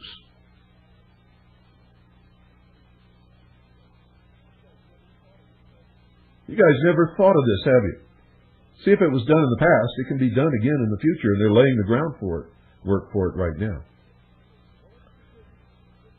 Well, let's continue. It gets worse. I remember this report was finalized in 1982.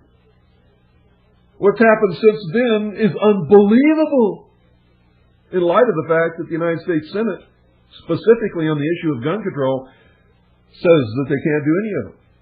In this report. Well, anyway, let's continue. Enforcement of the 1968 Act was delegated to the Department of the Treasury, which had been responsible for enforcing the earlier gun legislation.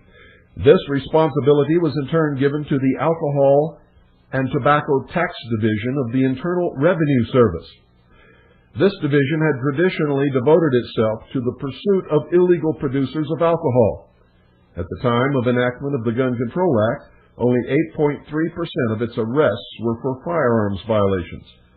Following enactment of the Gun Control Act, the Alcohol and Tobacco Tax Division was retitled the Alcohol, Tobacco, and Firearms Division of the Internal Revenue Service.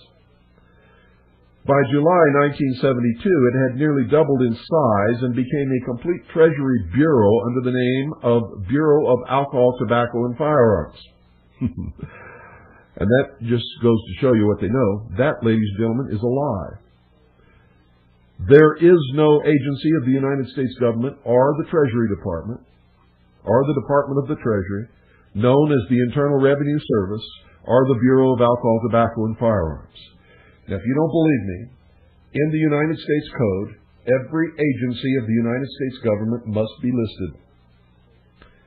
In the United States Code, under Title 10, you can look up the Department of the Treasury. And under the Department of the Treasury in the United States Code, it must list every bureau and agency of the Department of the Treasury. There is no listing for the Internal Revenue Service or for the Bureau of Alcohol, Tobacco, and Firearms. They are unlawful, unconstitutional organizations and therefore cannot be listed by law. Wow, does that blow your mind? Well, the Coast Guard's listed. The Customs Department is listed. That's right. You know who else is not listed? The Secret Service. Now you know why the president has to toe the mark. Blow your mind? Well, it should. It should. It should blow your mind right off the planet. But it's all true. If you don't believe me, look it up yourself. You can go right straight to the United States Code on the Internet. Or you can just go over to St. John's, if you're in the Round Valley of Arizona, to the courthouse. It's all there. Every bit of it. If you need help, ask somebody who knows. They'll help you out. On the Internet, it's real easy. You can do searches for keywords or phrases on a computer. And instead of looking through a whole bunch of books for several hours, it'll pop up within seconds. That's why you all need a computer and access to the Internet. It is the greatest educational tool for the common man in the history of the world. It has opened the door to information that nobody has ever wanted the common man to know. It's all there for you to find. Let's continue. I keep getting sidetracked, but that's the way this stuff is, folks. The mid-1970s saw rapid increases in sugar prices, and these in turn drove the bulk of the moonshiners out of business. Over 15,000 illegal distilleries had been raided in 1956, but by 1976 this had fallen to a mere 609. The Bureau of Alcohol, Tobacco, and Firearms thus began to devote the bulk of its efforts to the area of firearms law enforcement. Complaints regarding the techniques used by the Bureau in an effort to generate firearms cases led to hearings before the Subcommittee on Treasury, Post Office, and General Appropriations of the Senate Appropriations Committee in July 1979 and April 1980, and before the Subcommittee on the Constitution of the Senate Judiciary Committee in October 1980. At these hearings, evidence was received from various citizens who had been charged by BATF, from experts who had studied the BATF, and from officials of the Bureau itself. Based upon these hearings, it is apparent that enforcement tactics made possible by current federal firearms laws are constitutionally, legally, and practically reprehensible, which means it's wrong, unlawful. Although Congress adopted the Gun Control Act with the primary object of limiting access of felons and high-risk groups to firearms, the overbreadth of the law has led to neglect of precisely this area of enforcement. For example, the Subcommittee on the Constitution received correspondence from two members of the Illinois Judiciary, dated in 1980, indicating that they had been totally unable to persuade BATF to accept cases against felons who were in possession of firearms, including sawed-off shotguns. The Bureau's own figures demonstrate that in recent years, the percentage of its arrests devoted to felons in possession and persons knowingly selling to them have dropped from 14% down to 10% of their firearms cases. To be sure, the genuine criminals are sometimes prosecuted under other sections of the law. Yet subsequent to these hearings, the BATF stated that 55% of its gun law prosecutions overall involve persons with no record of a felony conviction, and a third involves citizens with no prior police contact whatsoever. The subcommittee received evidence that BATF has primarily devoted its firearms enforcement efforts to the apprehension upon technical malum prohibition charges of individuals who lack all criminal intent and knowledge. Agents anxious to generate an impressive arrest and gun confiscation quota have repeatedly enticed gun collectors into making a small number of sales, often as few as 4, from their personal collections.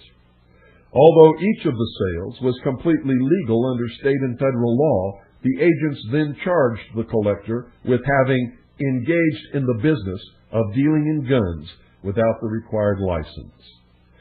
Since existing law permits a felony conviction upon these charges, even where the individual has no criminal knowledge or intent, numerous collectors have been ruined by a felony record carrying a potential sentence of 5 years in federal prison.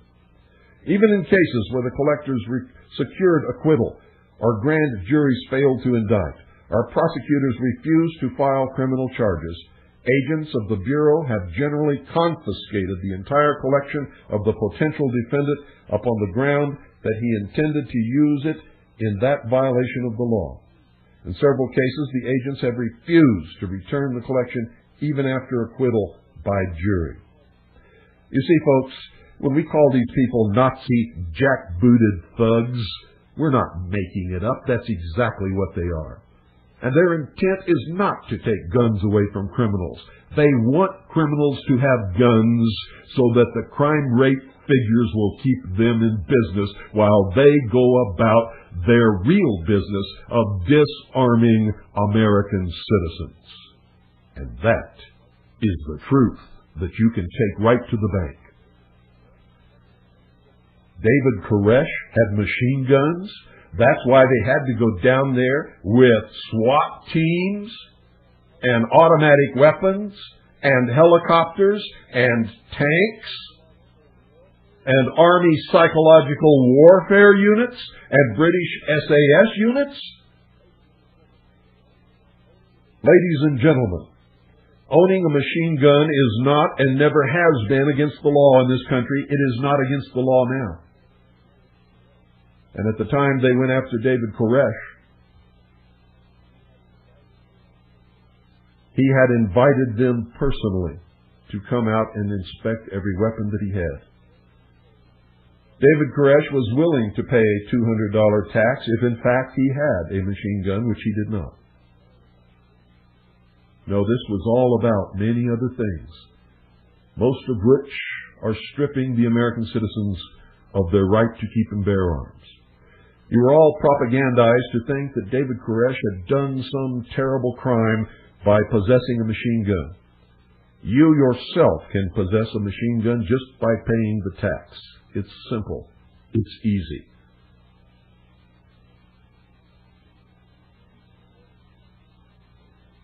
And in order to get you to accept the murder of all those people, and they were murders, every one of those people who died in Waco, Texas were murdered, except for the federal agents who were killed in self-defense.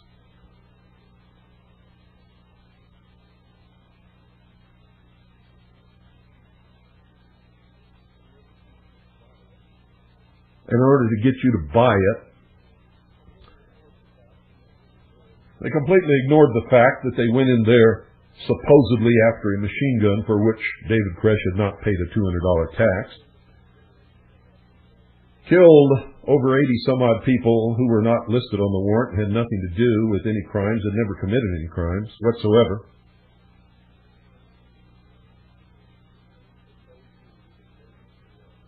They told you that David Koresh had spanked some children, or that he was sleeping with teenage girls with their parents' permission. Which in the South, ladies and gentlemen, is nothing new unless you've never been in the South. And in many states, it's perfectly 100% legal not only to go to bed with young girls, but to marry them also. The fact is, those charges had been proffered before, and the local Child Protection Agency had investigated the Branch Davidians and David Koresh twice.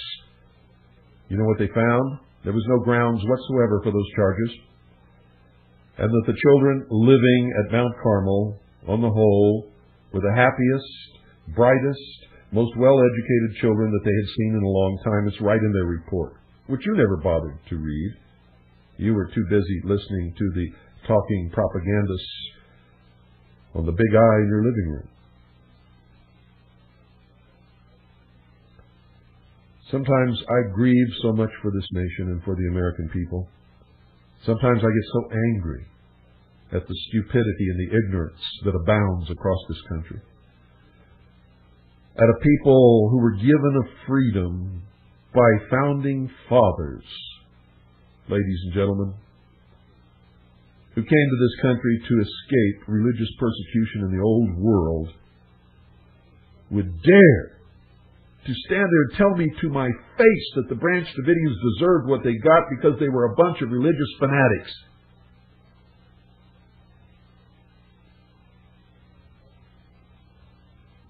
Sometimes I just sit down and cry. You see, you take away the freedom of just one single person out of 260 million in this whole country. You have stripped yourself of that same right.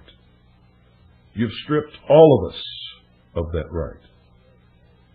And once the right has been taken away, you're never going to get it back. Why would such a prosperous, free people decide to walk freely down the road back into slavery without even a protest? For the most part, I'm protesting, so are many others, but we truly are a voice in the wilderness.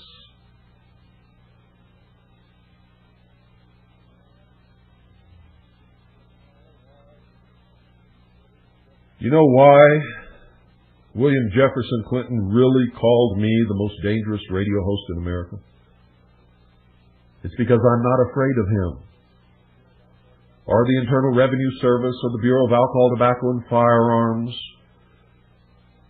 or the United States Army, or the local sheriff or police or anybody. I'm just not afraid. I'm not afraid of the Federal Bureau of Investigation, and I'm not afraid to die. I know what the truth is, and I scream it loudly so that all can hear. And because I scream that truth and really do practice free speech, and because I can source it and document every word that I say, and because I am not afraid and cannot be intimidated or silenced without killing me and making a martyr out of me, that makes me extremely dangerous. I am more dangerous than an army of 1,000,000 men. And you can be too. But first, you have to know what you're talking about. You have to learn what the truth is. Because the truth for you right now is that you've been living most of your life in fantasy, in lies, and in deception. And you don't have to go back too far to find out where it started. If your grandfather, just your grandfather, if you're my age, could see you now, he would put you over his knee and give you a walloping that you would never forget. And that also is the truth for you now. We'll continue this tomorrow, and I can see right now that we're going to go into next week with the right to keep and bear arms. It's going to take quite a while to finish this because there's a lot of ground to cover. An awful lot of ground, ladies and gentlemen. I'm going to read you the laws on guns and militias from every state of the Union. That's right. And from the United States Code. And you're going to find out that most of you listening to this broadcast, whether you want to be or not, are members of the militia. All this rhetoric that you've been hearing about people who belong to militias being terrorists and being unlawful and having private armies and all that, it's all lies. The militia is defined under the law. I am a member of the militia of the United States of America and of the state of Arizona, whether I want to be or not. The only difference between you and I is I know it and admit it. And I meet with other militia members so that when we are called up, and we will be called up to defend all of our freedoms, I and all of the rest of those with me will be ready, fully trained, and willing to carry out our duty. Good night, ladies and gentlemen, and God bless each and every single one of you. All of a sudden, in the middle of the night, there's a loud knock on your door. Hey, honey, something's not right. Throw out your arms. Clinton's done well past the food. We're here from the government. We're here to help you. And I'm from the IRS with a power to tax. If you've got a complaint, say it's a fact. Get out of this house. Surrender your guns. Give me your gold. You better obey if you want to hold. Answer this step and do what you're told.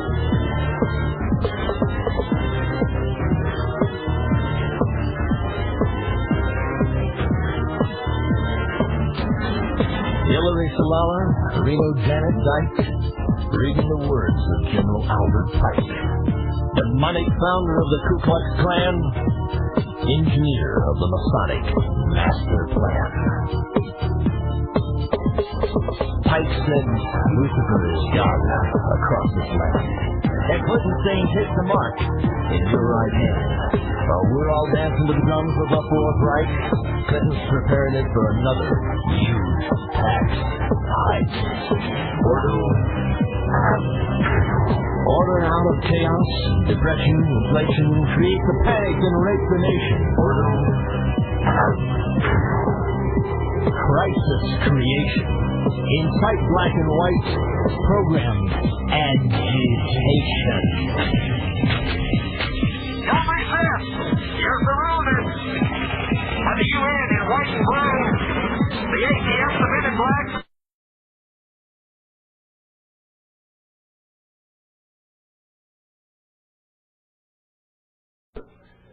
And all of the things that our founding fathers did to set us free and take the yoke of enslavement off of us is somehow bad. It was the crowning achievement of all human history. Debit card? Yeah. Vaccination biochip, milk carton kids, genetic engineering. Clinton says her health plans for you and your own good. Sure. And Adolf Hitler's Robin Hood. Masonic mind manipulation. Inciting riots is crisis creation. Biochip implantation. Vaccinate your kid for UN identification. This is a test for all of us. So I have today just one simple request. A comprehensive package of health care benefits that's always there and can never be taken away. Atmospheric. Sociallusion. Media hype. Plant infusion. Masonic religion. It's a liar. Got you praying for a Luciferian Messiah.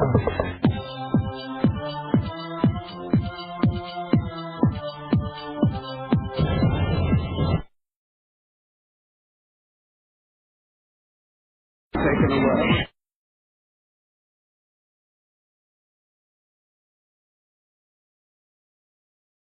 I, for many others, that we truly are a voice in the wilderness.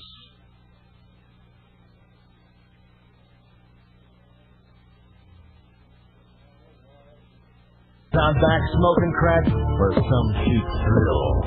They numbed us down and dumbed us down with fluoride, TV, drugs, the NEA, and public schools. They've taken your brightest and our best and made him public fools. With managed media, brain-bending lies and stealth, the banksters stole your wealth. Johnson, Bush, Carter, Reagan, Gore, and Dan, they've all been pushing pipes, Masonic master plan. Rhodes Scholar oration. Clinton speaks, then rapes the nation. Luciferian subjugation. New World Order, Illuminati coronation. American media, grand ovation. Orders of the quest. Think they're superior, they think that they're the best. And you're inferior, you little pal. Skull and Bones, Scroll and Key, Knights Templar, Harvard University. They're the Faustian fraternity. Knights of the Golden Circle, Ancient Order of the Rosary. You're listening to 101.1 FM Eager. Classic radio, like you always wished it could be. Don't forget to tune in again tomorrow for the Hour of the Time with yours truly, William Cooper.